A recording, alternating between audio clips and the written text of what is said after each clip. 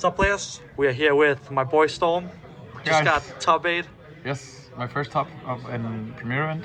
Yeah, and what deck did you play? I played what I think to be like with the highest power level of the moment, which is Swordsoul.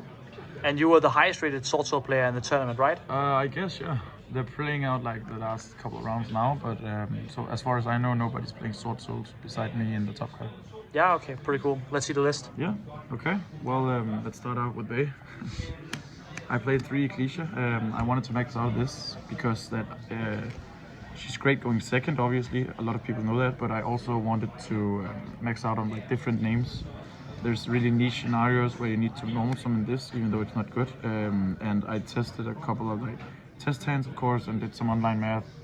And putting in a third didn't do much to the consistency of the deck, so that's why I decided on playing 3. Usually I would side the 1 out if I know that I'm going first. So I only would play the 2 because it's not that good drawing going first. Yeah. Okay. So that's the reasoning behind 3 of these. I know that's a really big debate right now, but I really like the third one. Then I played pretty much a stand-up lineup of Swordsoul cards, monsters at least. Yeah, nothing special about that, I suppose. Exactly. I really want to open this with either of these. Well, probably not this, but like these 2 especially, so that I could turn 1 do like the draw 2 combo. Otherwise, I could just make Baron game 2, because a lot of Swordsoul players tend to not respect Nibiru in Denmark. So you really have to like, Play it out. Respect the rock, I guess. Yeah. For the 10 Gs, I played 3 of each. Is that also standard or? Pretty much, I would say. I really want to max out on these names as well. As long as it's just worms, you can keep play, break a lot of boards and stuff. I also played the water one. I did test with the fire and the wind one, because both of them are also level 4 for backs here to shuffle back more cards. But this came up way more to destroy another one, because it's untargetable and it gets another body on the board. Oh, okay, fair point. This is just broken going second, and this with any of these is Chaofeng, which we will get to, I guess. Yeah, so that's the reasoning behind it. And as I said, like a lot of people in Denmark play Nibiru, so yeah, you need to respect the rock game 1. Yeah, we expected like a lot of Swordsoul to come to this natural actually. Yeah, like Swordsoul, Despia, a lot of rogue decks. I played a couple, but I mean, I made Chaofeng game 1 pretty much every time, so that I could do the draw 2 combo as well. For hand traps, I played 11. I played 3 S, which is just generally good against everything. Yeah. 3 Veiler, because it's both a level 1 tuner, which you can make with a lot of like your synchros. Yeah, you can make Shisha very easily, right? Yeah, like a lot of people don't know that you also, at least in Denmark, they don't know that it's just a non-tuner that needs to be a worm, so a lot are like really trying to read the materials. And I played 2 Nip, and then 3 Imperm. Yep. I decided on going with Nip because I guess the mirror match was really frightening. Also, some Despia players in Denmark tend to not respect this a lot. So it would be a body on their board like a normal monster, but they wouldn't be able to do anything with it. And with Baxia, I could just easily like, get it out of the way. Also, this is just good generically in Denmark. Yeah, okay. These like 6 effect Veilers are pretty good against basically every matchup. It makes the Despia players kind of awkward because they don't know how to play the deck properly over here.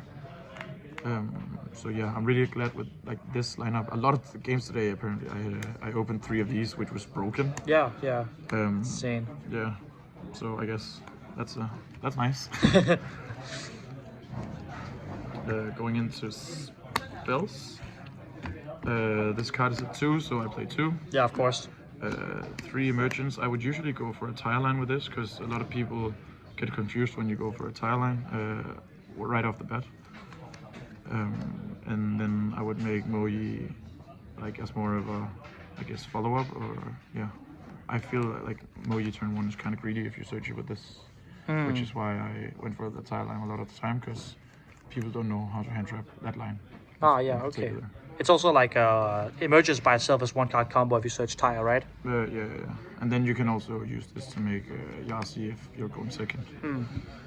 I played 2 and 2. I really wanted to play 3 of this, but I didn't want to add 44. I tested 3 a lot with 2 of these, but I decided to cut down on 1, and then 2 of these, and then some other cards in the deck. Yeah. Because this is just so broken going first if you get impermed or veilered or anything. If you get dark ruled, it came up today that I could like, the guy tried to evenly me, and then I just chained this, and then I would search a follow-up for my next turn because I already had a tire banished. Ah, okay, nice. Which worked nice. And this with any Tenji is p.u.n.k, which is really important to make, in my opinion, at least in Denmark. Yeah, so you don't lose in the bureau, right? Yeah. And also it hits like, came up that it hits Gamma as well, and then Veilers also, Valor right? and Ogre if people play that. I lost to an ogre in round 7, I think. Yeah, but you played a worse deck, so that's... no, but I really want to play 3 of this, but I think that 2 is fine for now. I wouldn't cut this, yeah, because of the whole chopping thing, which I just explained. All right. Then for the last couple of cards, I played I guess, nice out to anything of 2 cards on the field, and then the broken card. Yeah. Of the format. Every time I saw, well, not every time, but most of the time I saw this, I put up my full board. Oh, okay, broken. Yeah. Let's go into the extra, I guess. Shout out to Chris for these tokens. Ah, shit, let's go. Yeah, they're really nice. I really like the tokens. So for the links, sorry about this. I played pretty much this. Standard, yeah. Yeah. Well, yeah. Some people would argue to cut the third for another flex spot, but in a mirror it came up that I had the third, so it was really nice. Shaman came up a couple of times, didn't really use it to break balls, more as an extender. Yeah. How many mirrors did you play today? Only one. Okay. Unfortunately, because I was kind of ready for the mirror as well. Did you win the mirror match? Yeah, 2-0 him. Nice. Then I play p.u.n.k, which I find really important, 2 Baxia, and then the 1 Yasi. Yasi came up a couple of times, mostly actually non-targeting effect, and then these are just nice, really nice. Yeah. And this is also kind of nice. Also, if you have blackout with this, it searches either a follow in terms of a cliche or another interaction. All right, pretty cool. For Swordsoul, I played 2 Shisha, Sinister, and a big guy changing, I guess. That's also pretty standard, right? Yeah. This guy comes up a lot, but... Oh, is that a Starlight? The one Shisha is, but the other isn't, and that's because I'm cheap and I really want to sell this. All right, what were you saying? So this comes up way more often than you would actually think. A lot of people don't tend to realize that this also minuses the other guy's attack, which is really important. And then the banishing effect is non-targeting, which came up once today, which totally tilted the guy. Okay. So I made this a lot going second when I was locked into worms, but also just to break some boards. Okay. And then for the last couple of synchros, I played Baron, Dragite, the Tenji one. Yeah. How did you like Dragite in the deck? I made a couple times, one time against Striker and one time because I specifically wanted to play around Imper and Nip, where I had these 2 on field, and my guy he was burned, so I needed to OTK him. So it came up a couple of times. It was either this or Crimson Blader. Yeah. I tested a lot with Crimson Blader like for a month, but he barely came up. In the Swordsoul or the Despia matchup, you would kill a guy, gain another turn, but then in most instances it would just be like a really grindy game where it didn't do anything, because then the next turn people would just not set a monster. I would hit for 28 again, and then they would be able to combo off. Yeah, okay. And did you miss Psychic and Punisher at all, or? I've seen a couple players try to play the card. I mean, I probably would have tested if I had the option. I probably did, but I felt like there were no scenarios where I think he came up today, at least. Okay. And also in the testing scenarios that I did. But I mean, I might try him out if I have another access to him. Okay. Go for side. I played 3 Troll. I'm not really sold on this. I sided it in a couple of times.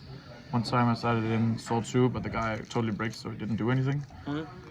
This is basically my flex spot of the side deck. I don't know what I feel about this guy. He's good against some of the rogue decks in Denmark and good against the greedy Despia players, but against Swordsoul I never sided this in. Yeah, but pretty much everything besides Despia and Swordsoul this is good against. Which was why I decided to side deck it. Okay. Then I played 2 Dark Ruler, because I also played the one... Oh, that's not it. Reboot. I also played the one reboot. Yeah. This is just one of my 5 blue out cards, which I also more or less always side in second. This I side in first a lot. Second. Yeah. Because of deep area, of course. Yeah, of course. Yeah, it makes sense. Yeah. But a lot of people in Denmark tend to deep area really fast, so you can just keep your resources in hand and then just probably OTK them the turn after unless they resolve another one. 3 Lightning Storm for back rows. I really want to fit Twin Twister in here as well. Might be for the instead of the draws or evenly. But this was actually pretty good today. Okay. I saw it a lot of games. I used it to break a lot of like back row boards, and I also used it to break some of the like attack positioning monsters. Once in the mirror, the one mirror I played, I also baited the other guy to like attack position his monster, attack, and then when it was my turn again, I just activated this and gamed him that turn. Okay, pretty cool. Yeah, I guess I don't need Broken, to explain yeah, this card is so good in the format. Yeah. It never really came up though. I didn't see it. I saw it once where I really bricked, which was my one breaky hand of the tournament, which was like round 5 or so, but that's fine. And then 3 anti-spill. JY actually told me to cut these. I decided last minute last night to go with them because I realized I had pretty much no out if I got Mystic Mind. Ah, okay, and did they work out today? Yeah, I sided it in a couple of times, but I saw it specifically against the striker match, which obviously won me the game. Okay, pretty cool. Yeah. Alright, so that's it for the deck. Do you have anything you want to say? I really want to shout out Christian, my guy, for bringing me onto the profile. I mean, finally. And then I want to shout out Christopher Nielsen as well. He helped a lot with like theory crafting, also JY. Yeah, he's playing. And then shout out to a lot of the Aalborg guys. They also, which I came and lived with. Yeah. Trier og Morten, Andreas, Michael, and Wolf. We tested a lot yesterday, and they saw my existential crisis of what to side and main. And also shout out to the Copenhagen guys, Smith, Alan, Anton, Chris, as I said. Yeah, they should probably know who they are at this point. Yeah, alright. Team Paradigm signing out.